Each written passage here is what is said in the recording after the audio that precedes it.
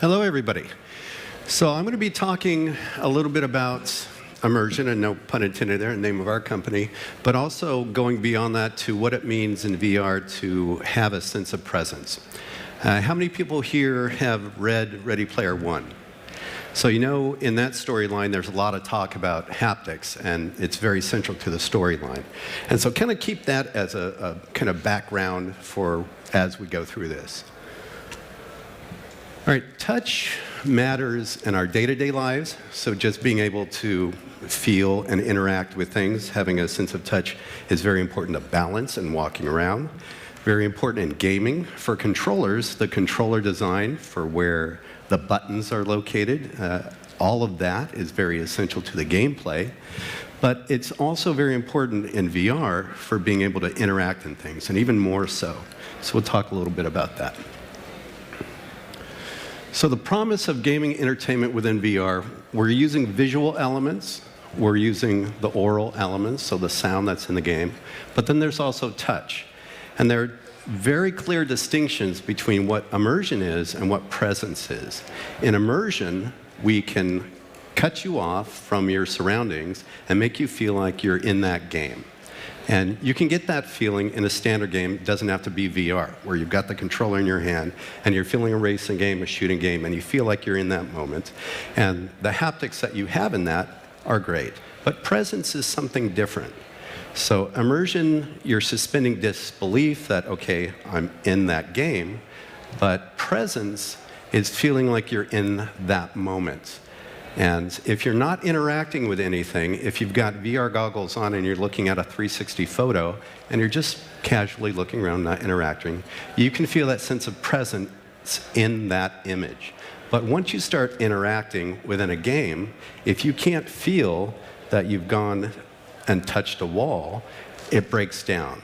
So that sense of illusion breaks down very quickly if there's no sort of haptic element for the interactions that are going on in the game. So let's talk about what the haptic value is here. Now, with a controller, that's one component, and you don't have to worry about that unless you're building game controllers. But then there's also being able to work within the virtual environment. Okay, so if I want to pick something up or I pull a trigger on a gun, I expect it to feel a certain way. Just like you would pick up a weapon in a game and it looks like a weapon. You pull the trigger, it sounds like a weapon. You want it to feel like something has happened when you pull that trigger, otherwise it feels empty.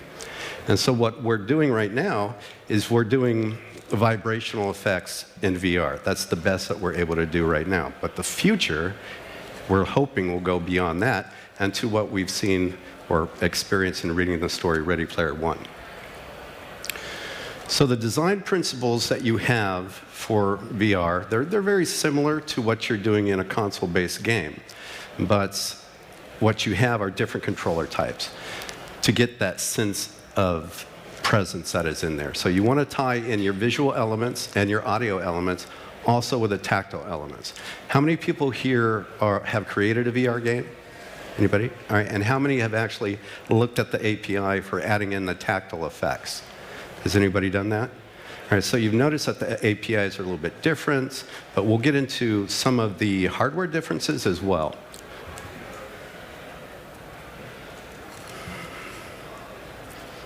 Now, the experience that you have in this tactile dimension for VR, if you've got any kind of game that's a shooter game, you're going to want to be able to feel the weapons. If you've got any kind of interactions going on, you're throwing switches, you're pressing buttons, you're picking up elements and moving them around, you're going to want to have a tactile response just like you have in the real world.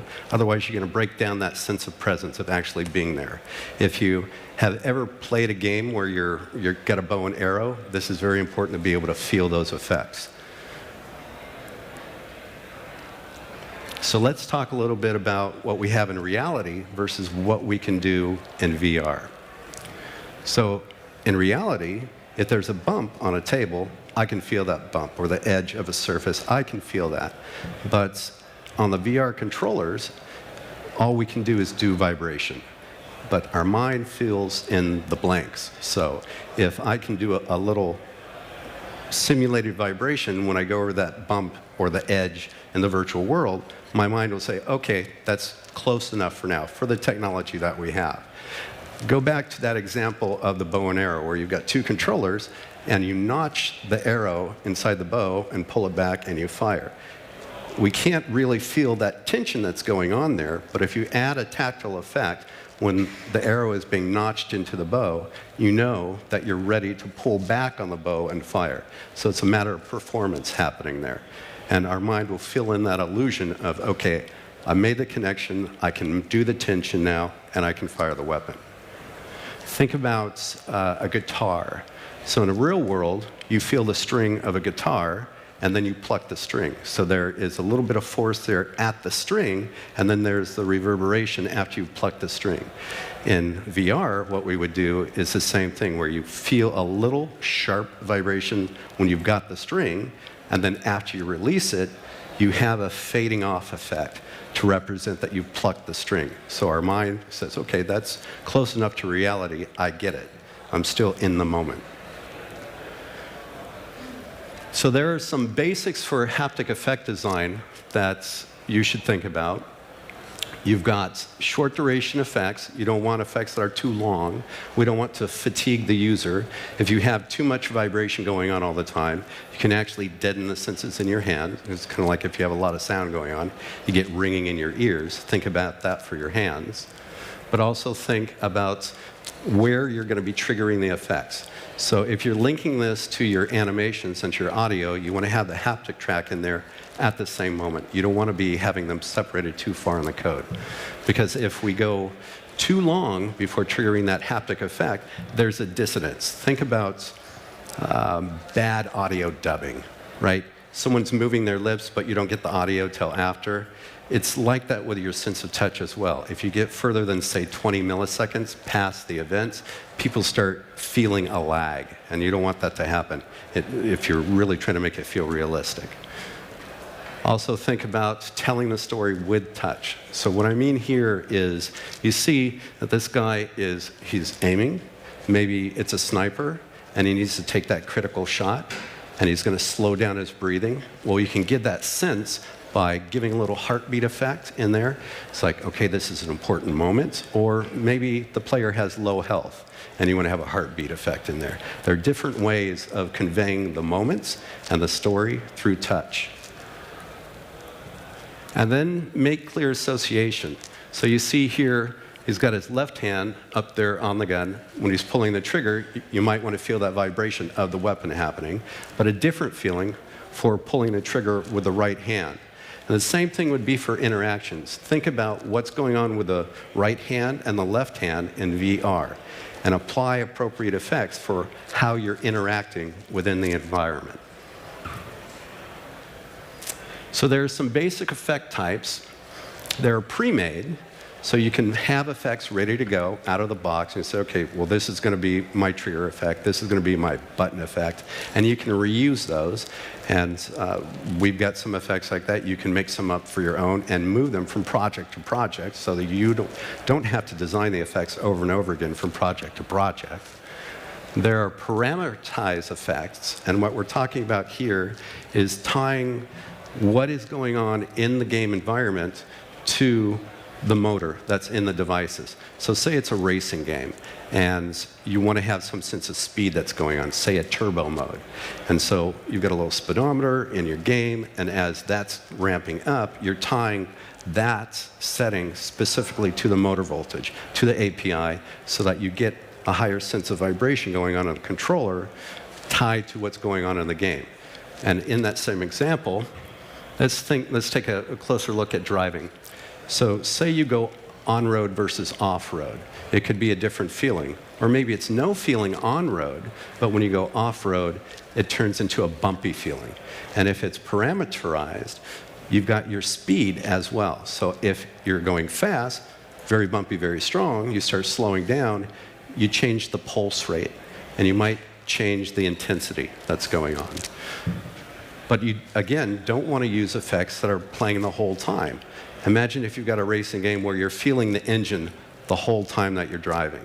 There are two problems with this. First, it desensitizes your hands, like we were talking about, but it also pulls away from things like collision effects. You've got a vehicle and you hit something, your hands are feeling the rumble of the engine, but now maybe I can't feel that collision effect quite so well. So you want to be able to feel each event that you've got for haptics in there. We were talking about short duration effects. It's for people to feel each event and its clear association of what this vibration means within the game. You don't want to confuse a user. You want to have them separated, all right? So we're using the haptics to inform what's going on, and there's clear association, and immerse them in what's going on in that VR experience, but also to entertain them. And I want to talk a little bit about wow moments, too. Now, there are some people that think, well, why can't I just take the audio signal that I have within the game and let's just pass that through as an algorithm and spit out some vibration? You can do that, but there are a lot of audio elements within a game you may not want to feel, right? You may not want to feel speech that's going on there. And you can't be as precise of what that experience is going to be if you're just passing it straight through a filter. So if you do want to do something that's audio derived, you might take a subset of what you want to feel, take those audio events offline and pass it through, say, okay, every time there's this collision sound, I'll filter that. But anything having to do with voice, I'm not going to do that. Right? So keep that in mind. And think about what's going to be available in the future. This is not available right now, the real-time synthesis. So say you've got tracking software where you've got actors that are playing and they're doing combat, and you're taking that real-time collision information and the impact data, and you're feeding that back into your game and into the controllers and triggering the effects in the controllers. We don't have that yet, but I can see that as a possibility in the future. What we have right now for the three major platforms, you've got the Vive, the PlayStation, and Oculus. Let's talk about the haptics that are in the Vive and Oculus specifically. What we have in PlayStation right now for controllers is standard rumble. There's a spinning mass actuator in there. It's nothing fancy. It's kind of the same thing that they have in the rumble pads. But in Vive and Oculus, you've got something that's a little bit different. It's new, and it's better, and I'll tell you why. The linear resonant actuators that they're using in both these controllers, they have a greater frequency range. They're low power, and they're very fast. They're fast actuators. And they're the same in both devices, and how many people have played with both? Have you felt what the vibration's like in both these controllers? They feel different, but they're the same motor. And the reason they feel different is the API calls are a little bit different. What they're giving the developer to work with is a little bit different. And that may change in the future. We're actually working on that to make the experience a little more consistent across devices.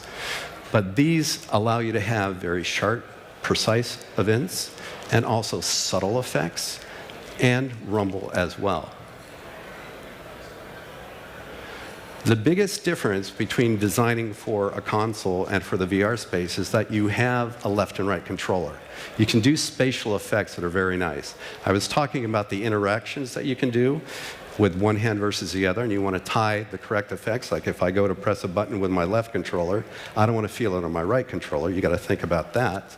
But there's very cool things that you can do to let the user feel like something is happening on the left versus right side. So if you're in a vehicle and you have a collision on the left side, you feel on the left controller. If your hand is reloading with your left hand into the weapon, then you feel the reloading effect on your left hand, not the right. But also think of pass-through effects, things that maybe there's an explosion happening on one side and it's going through the person. And you can move it from one controller to the other. Think about like a wave runner game where you've got a boat and you're going through a wake on water. And you could transfer the feeling of the haptics of that experience moving from one controller over to the other. So that's what makes VR really exciting to me, is that you've got two controllers to use here to work with for haptics to give an experience that helps to feel like you're present in the moment. Now, there are other controllers out there. I don't know if any of you are developing for things past the first-party controllers, but we're seeing all sorts of new products that are coming out. We've got gloves, vests, we've got the guns. How many have seen these systems that are out there that are being worked on? They're not available yet, but I guarantee you they're going to be out there. Now, some of these are not appropriate for home. I don't think my wife's going to let me have that in my living room, but think about location-based entertainment. These systems are still fairly new. Not a whole lot of people have them in their living rooms outside of the PlayStation stuff. You can get into that environment of the location-based entertainment if you start thinking about these other peripherals that are being made. And they all have haptic capability to them. So the vest, if you're taking any kind of damage in a game, it could go from the front to the back of the vest. Some of the gloves out there have as many as 10 actuators, the linear resonant actuators, in the hands. And 2 gloves, that's 20 actuators to be able to feel your environment going on. The guns themselves, some of them have recoil built into them, which is very nice, and they can simulate different weapon types. You can have a full arsenal in there. And then you've got the full suit systems that kind of combine everything together that are on the horizon. So think about the haptics on how you want to design them in for the timing of it. As I said, you don't want a bunch of effects happening one after another. Keep them short and look for the wow moments that someone will say, oh, I hadn't thought about that. That's very interesting. The heartbeat kind of sensation, notching in the bow. When you're pulling back the bow and you're feeling more and more vibration as you're moving your hands apart from each other.